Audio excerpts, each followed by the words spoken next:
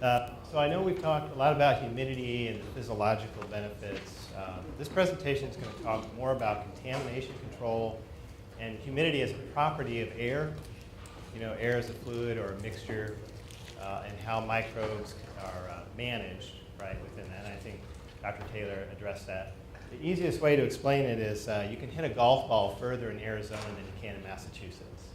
And the reason why is the air is drier, right? So smaller particles stay in suspension longer.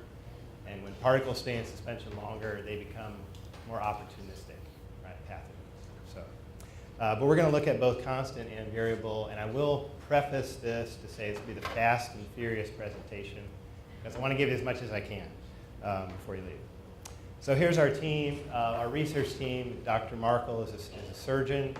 Dr. Wagner has a PhD in microbiology. She's our epidemiologist. Dr. Gormley and I lead our implementation or application of our research. And just to disclose, we are working with a number of entities that are codifying and writing guidelines and trying to apply more evidence-based design, such as Steve talked about in ASHRAE 170 as an example. So our team does mock procedures within healthcare spaces. We've started out in operating rooms. We've numerically benchmarked now over 70 operating rooms. We've trained over 20 people. We have 500,000 data points now, I think we're pushing. And we're focusing on the prevention or contamination that comes from internally generated contaminants, right? They're happening inside the room themselves. So if we detect aspergillus or pseudomonas, something coming through the environment or through the ductwork, that's more fundamental. We have to stop and fix that first. So our team is focusing, once all those issues are corrected, you know, how do we address that? And we're following more of a USP 797, although not prescriptively, approach to doing that. So here is an example of your typical operating room. You can kind of see the realms of which people operate. You know, you have your surgeon, you have your circulating nurse, you have your scrub tech, anesthesiologist, and then you have clean air zone, right? This is from ASHRAE 170, how they prescribe that air should be clean or unidirectional above the sterile field. I do want to point out that although ASHRAE 170 allows it to be larger, just look how relatively small that is compared to the rest of the size of the room. And then this is a European term. It's called inactivity, right? All these things are starting to happen outside of the sterile field once a procedure starts. If we were to do a spaghetti diagram for a 1 to 2 hour procedure, all that white space would practically be covered up, right? People are moving around. They're coming in and out. They're kicking up dirt, debris. You know, we talked about heater-cooler devices, right? So we got rid of the Sorens, but we brought in another manufacturer, you know, from someplace in Ohio, right? They still have fans, right? It's still a water bath. Servers, right, are fan-cooled, and they're being pushed as close as they can to the sterile field, creating back pressures. So there's lots of dynamics on the airborne side. And we also focus on the chain of transmission being airborne to contact, back to airborne, right? It doesn't necessarily have to follow just one chain. But we look at sterile techniques, we looked at relative humidity and environment. Those are some of the things we're focusing on. And then when all these things start happening, as you can imagine, there becomes a contaminated zone around what we're trying to protect. We're also focusing on what you see there, the back instrument table, where implants or instruments that are going to be used inside the body are laid out, right, open to the environment. That's in that contaminated zone currently. So, and then all these pathways, right, they provide access to the sterile site that we're trying to protect. So our group focuses on harvesting this data, synthesizing the data into building management systems, creating more smart reporting, proactive, and we're heading toward real time. As you can imagine, we're starting to map the room both in 2D and 3D to find out where these most optimum zones are to help providers best utilize the space they have. We know healthcare is cost restrained severely. So we're helping them do the best with what they have right now until the next renovation comes. So here's a case study where we've applied these techniques to 20 operating rooms. You can kind of see where they were, the run rate, their overall caseload didn't change. They tracked SSIs for colon and hysterectomies, and they took a severe drop after we started applying these optimization techniques of what they do in the room.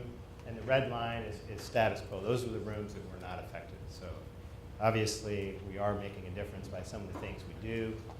We lowered air change rates because when you start pushing more air out of a diffuser, sometimes that velocity doesn't increase right at the sterile field table. Sometimes it diffuses if there's no boundaries to it. So more is not always better. We improved return grills. We raised relative humidity levels, whole house, right? No longer booster humidifiers, right? We were creating vapor drive differentials, right? Where we were sucking from one area and pushing it into another.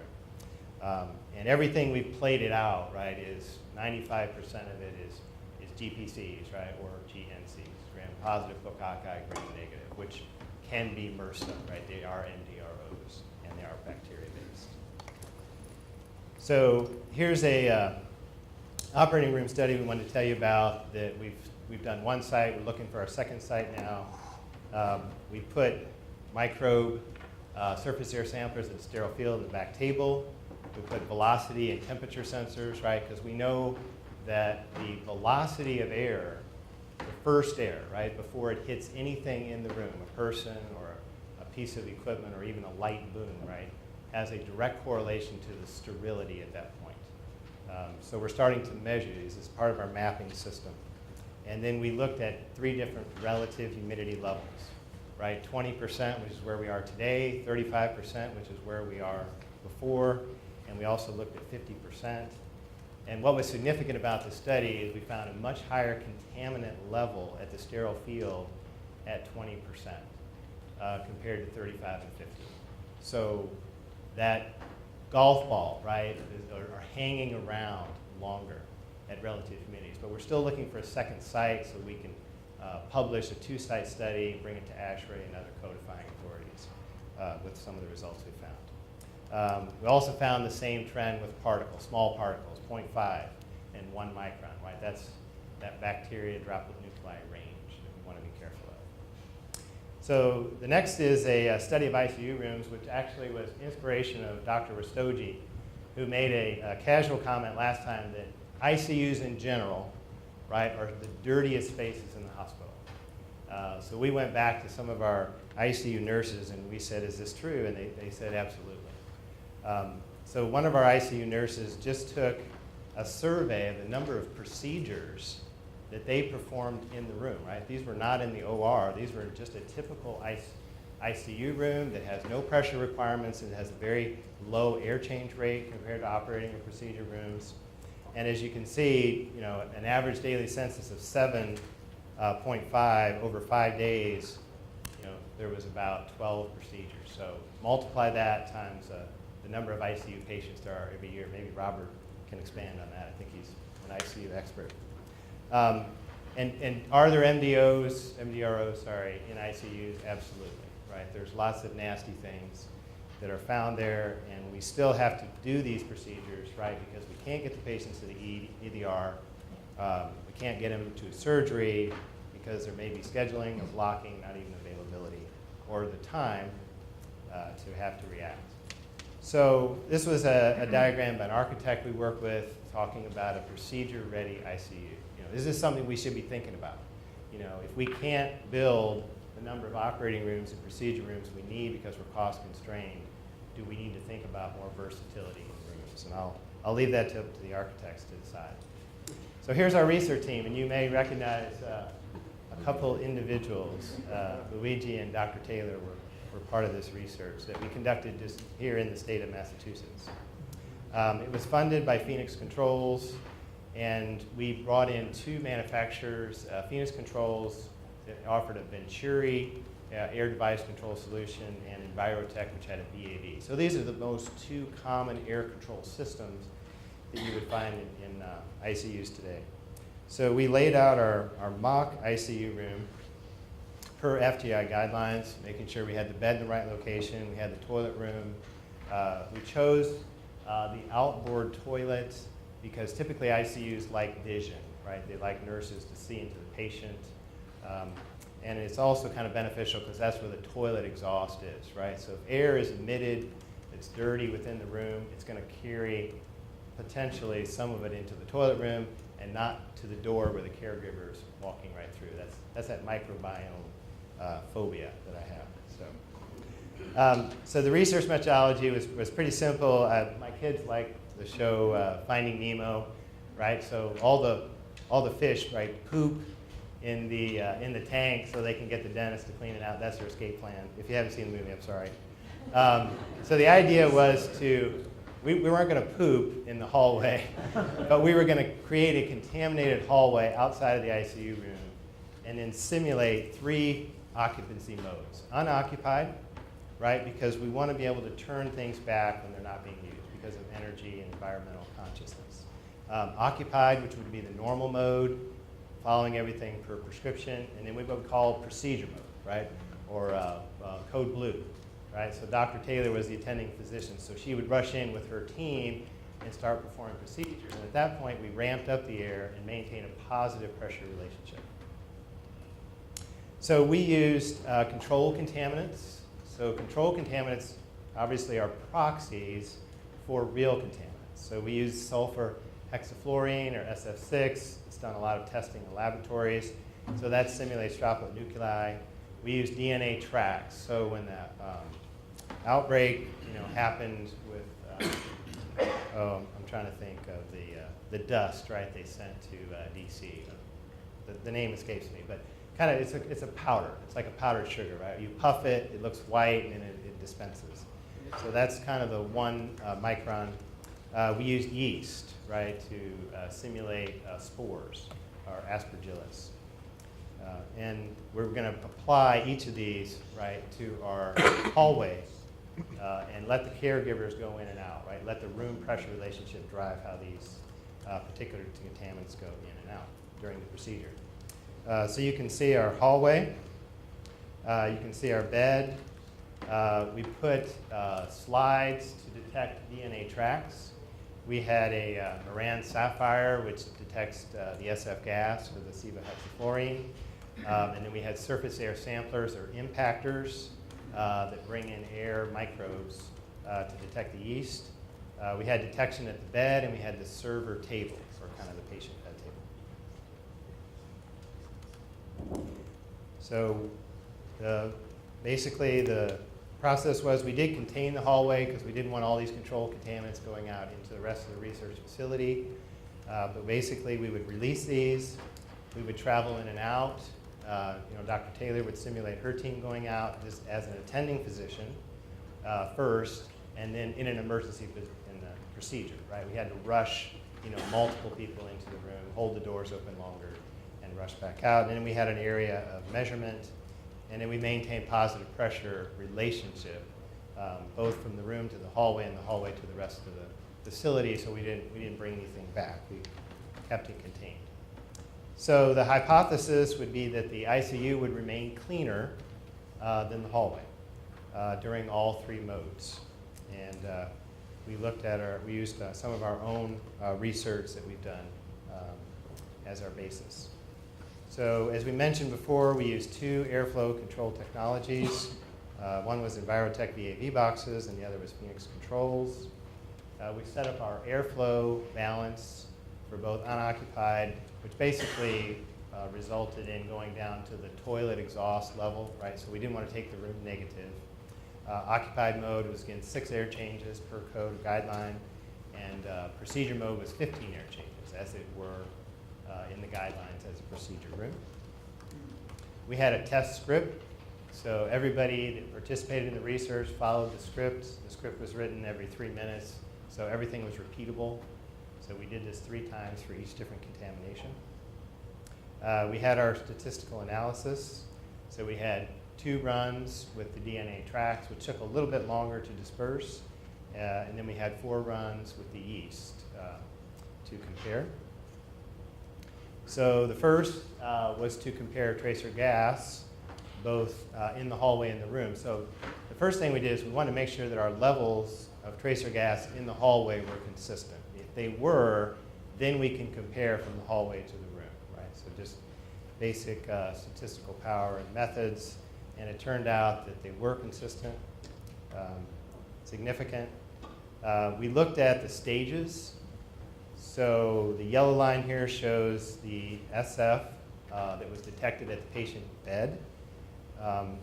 And the blue line is with the Venturi valve for VAV versus Venturi. So you can see we had 3 air changes until the physician entered the room. When the physician entered the room, that simulated occupied mode. And then we went to 6 air changes. Then we simulated 15 air changes with code blue.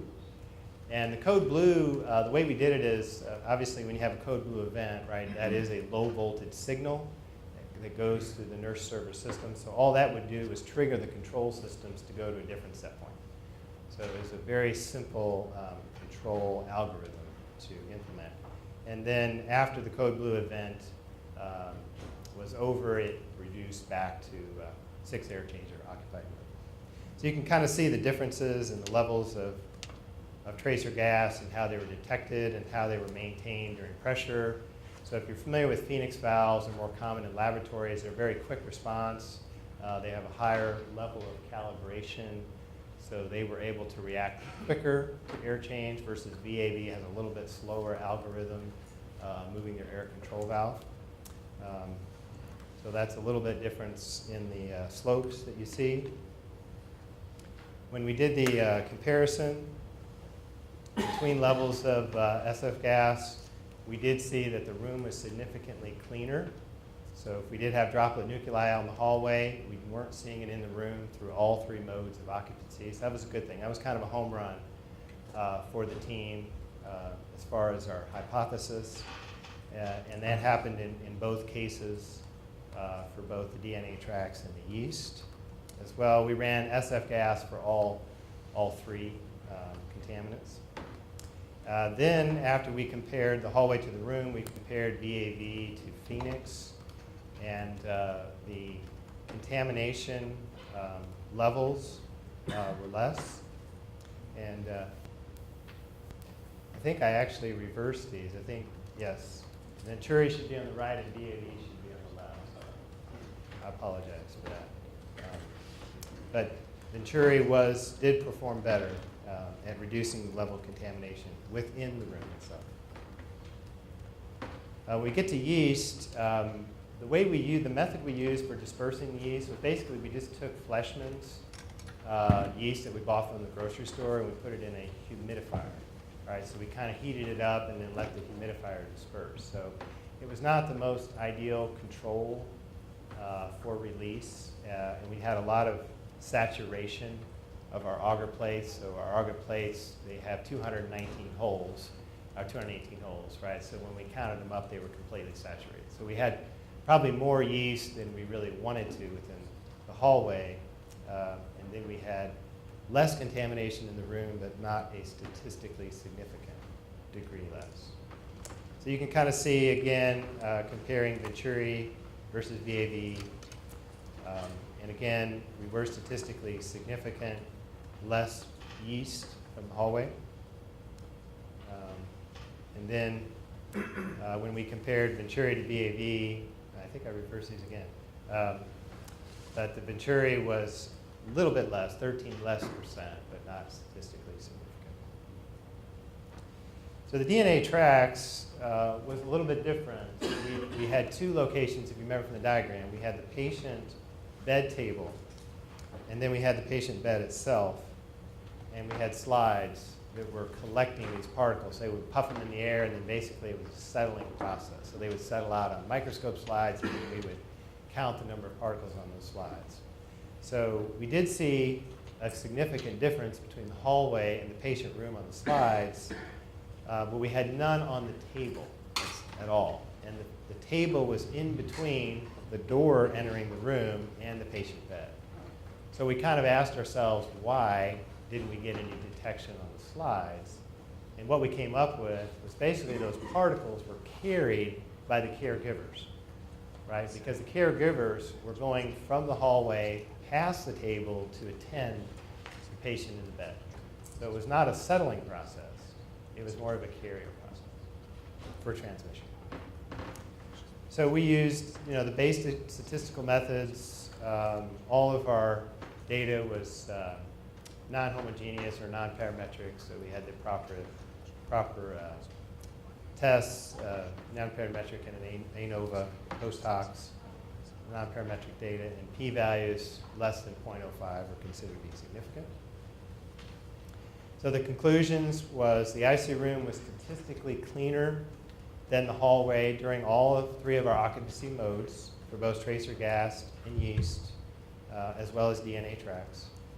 Venturi kept the room statistically cleaner than BAV for all the tracer gas tests, but not for the yeast and DNA tracks. And then the higher saturation levels of yeast in the hallway did not yield a statistically cleaner room in comparison. So again, we had a saturation that we thought if we were lower, we might find a little bit more of a difference. First, we had a cost increase when we designed this room. So we basically took generally a 4-way or multiple 4-way throw diffusers, and we substituted it with a HEPA diffuser, 2x4 placed directly over the bed. So that is an additional cost to the room. The relay to the VAV box controller wiring was an additional cost. So there were a few things that we added, and then of course the occupancy sensor, if it may not be part of your standard. Of course, the ASHRAE 170 committee has what they call a cost-benefit committee, right? So anything you propose as a change, they're going to run through their cost-benefit to know if it's adding cost to healthcare, no matter how beneficial it may be. So what we wanted to do was avoid adding cost to healthcare, or at least over a significant period of time. So all the factors associated with the setback, saving the energy, were counter to the few times, that we had to ramp up for procedure and the costs we spent. So we had basically less than a year payback for those costs, depending on what environmental zone and what your utility costs were. So we can basically present this information as well. So that is it. Thank you.